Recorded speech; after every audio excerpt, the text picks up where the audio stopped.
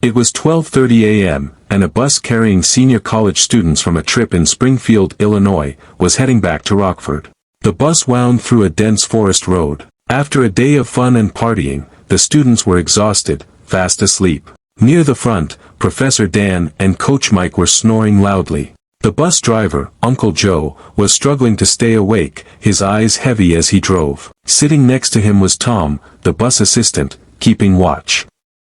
Suddenly, a herd of wild deer darted across the road. Uncle Joe slammed the brakes, stopping the bus in the middle of the forest. After a few minutes, the deer cleared out, and the bus started moving again. A few rows back, Sam, a 21-year-old student, woke up. Sam was a loner, brilliant in his studies but with no close friends. He sat alone on the second row, staring out the window. "Professor Dan, I need a bathroom break," he called out. Dan, half asleep, glanced out the window. "We're still in the woods, kid. Wait till we're out of the forest, then wake me, and I'll have Joe stop." Sam nodded and gazed outside, waiting for the trees to thin. Soon, the forest gave way to an eerie, desolate stretch of road. Sam nudged Dan, who told Uncle Joe to pull over. "Anyone needs a bathroom break, get out now. Next stop's Rockford," Dan announced. The shout woke Jake, a student in the back. Dan grabbed a flashlight and stepped off the bus, followed by Sam and Jake,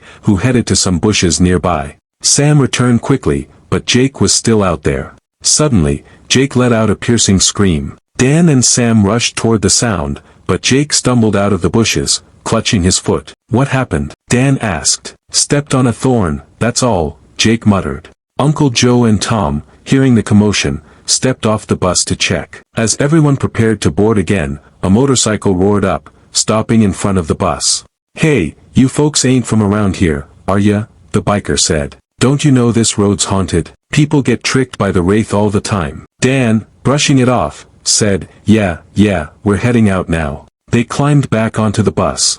Tom, curious, leaned toward Dan. "What's this Wraith he's talking about?" Dan sighed. "Local legend. A Wraith is a ghost, a spirit of someone who died on this road. They say it latches onto tired travelers, trapping them in a loop, never letting them reach their destination. No matter how fast you drive, you end up back where it grabbed you.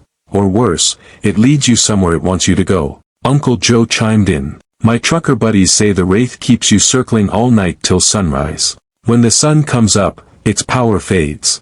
It preys on the exhausted, 'cause they're easier to mess with." Tom, nervous, whispered, "Sounds dangerous." Dan scoffed. "It's just superstition. Tired drivers get lost in the dark, and folks call it a ghost."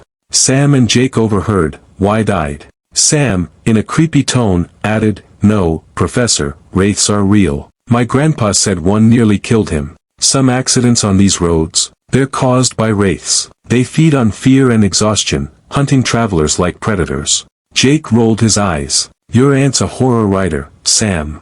You're just parroting her stories." Dan snapped, "Enough, Jake. Go back to sleep." Everyone settled down, but Sam stayed awake, staring out the window. As the bus rolled through another stretch of forest, Sam noticed a shuttered roadside diner. "Wait, I saw that diner back in the last forest," he thought. His heart raced. He realized they were back in the same woods where the deer had crossed. Rushing to Uncle Joe, he shouted, "Joe, we're in the same forest again."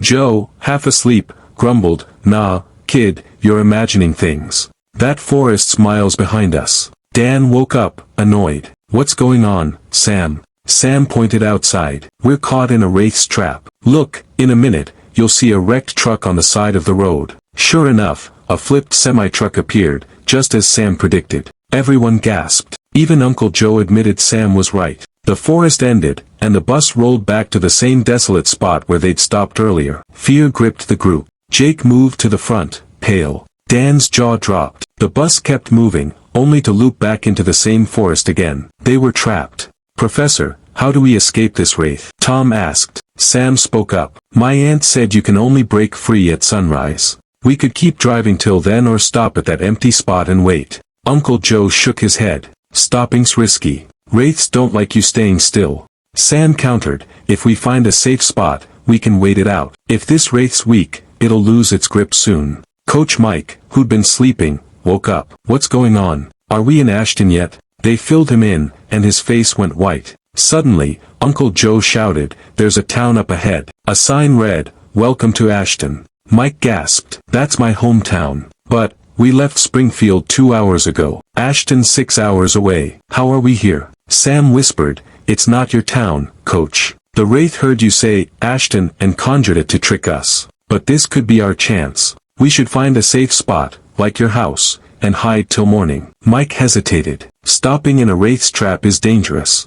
Dan, fed up, snapped, "I've studied ghost lore my whole life, Mike. Drive to your place, Joe." Joe followed Mike's directions to his street, but a crowd blocked the way. They parked the bus and approached. The crowd was sobbing, gathered outside Mike's house. Mike pushed through, followed by the others. What they saw froze their blood, for bodies lay on the ground, drenched in blood, Mike's wife, kids, and parents, their throats slit. Mike collapsed, sobbing. "Who did this?" he cried to a one-eyed old man in the crowd. The man sneered, "Your wife," snapped Mike. "She killed your family with a knife, then herself. And it's your fault. You drove her to it." Mike, dazed, stammered, "I never hurt her." The man handed him a knife. "Atone for your sins. End it. Your family's souls won't rest otherwise." Mike, entranced, took the knife and raised it to his throat, muttering, "I'll atone." Uncle Joe grabbed him. "Mike, snap out of it. This is the Wraith's trick. Your family's alive." The one-eyed man growled, "One more word, and we'll string you up." Joe backed off, terrified.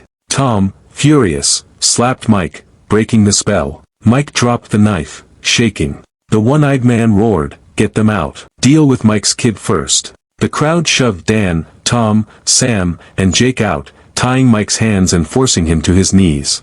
Mike begged,